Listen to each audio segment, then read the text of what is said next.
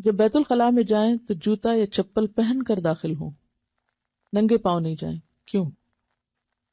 کیونکہ کسی نہ کسی طرح کوئی چھینٹ، کوئی نجاست کے ادھر ادھر گرنے کا، پڑنے کا خدشہ ہو سکتا ہے، اور انسان جب اندر جاتا ہے تو وہ نجاست کیا ہو جاتی ہے، پاؤں کے ساتھ لگ سکتی ہے، اور پھر واپس اگر آپ کمرے میں انہی پاؤں کے ساتھ آ رہے ہیں تو واپس وہ پلٹ کر نجاست کمرے تک آ جائے گی۔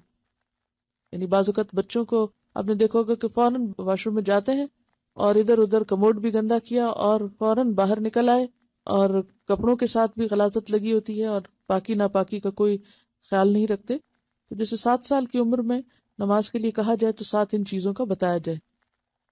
بعض اوقات یہ ہوتا ہے کہ گھر سے باہر جیسے اسکول وغیرہ میں اگر پانی کا انتظام نہیں تو عام طور پر مشکل ہوتی ہے، لیکن پھر بھی کوشش یہی کی جائے کیونکہ ناپاک جسم کے ساتھ عبادت نہیں ہوتی، ناپاک کپڑوں کے ساتھ نماز نہیں ہوتی، تو اس صورت میں پوری احتیاط کی جائے پاکی حاصل کرنے کی۔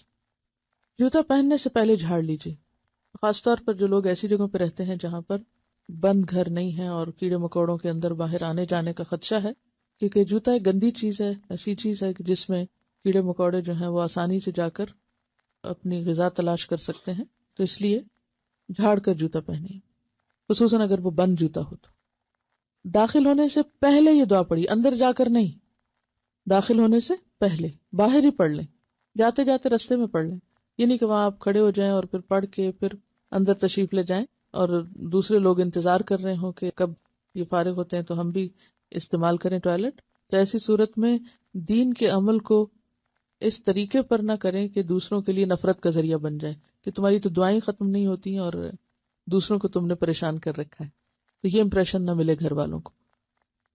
داخل ہونے سے پہلے یہ دعا پڑھ لیجئے، بسم اللہ اللہم انی اعوذ بک من الخبث والخبائث۔ شروع اللہ کے نام کے ساتھ، اے اللہ بے شک میں آپ کی پناہ چاہتا ہوں ناپاک جنوں اور ناپاک جننیوں سے، کیونکہ گندی جگہ یا نجاست کی جگہ ناپاک جنوں کی پسندیدہ جگہ ہوتی ہیں اور عام طور پر ان جگہوں پر وہ موجود ہو سکتے ہیں، اس لیے ان سے پناہ مانگتے ہوئے اندر جانا چاہیے۔ آپ کو معلوم ہے کہ جادو وغیرہ کے جتنے بھی اعمال ہوتے ہیں وہ عموماً گندی چیزوں کے ساتھ ہوتے ہیں۔ بیت الخلاء میں داخل ہوتے وقت پہلے بایاں پاؤں اندر رکھیے، یعنی لیفٹ پاؤں کو اندر لے جائیں گے اور نکلتے وقت پھر رائٹ باہر نکالیں گے۔ بیت الخلاء سے نکلتے وقت پہلے دایاں پاؤں باہر نکالیے اور باہر آنے کے بعد یہ دعا پڑھیے، غفرانک، آپ سے بخشش طلب کرتا ہوں۔ سوال آپ سے یہ ہے کہ اس وقت بخشش طلب کرنے کی ضرورت کیا ہے؟ کیوں؟ واش روم میں جا کر انسان کچھ دیر اللہ کی یاد یا ذکر سے غافل ہوتا ہے تو باہر آ کر پھر سے بخشش طلب کرتا ہے۔ یہ ہے کہ وہ وقت جو ہمارا ذکر سے خالی گزرے وہ نقصان ہو گیا نا، تو اس کی کمی کو پورا کرنے کے لیے پھر کیا چیز فائدہ مند ہے؟ استغفار۔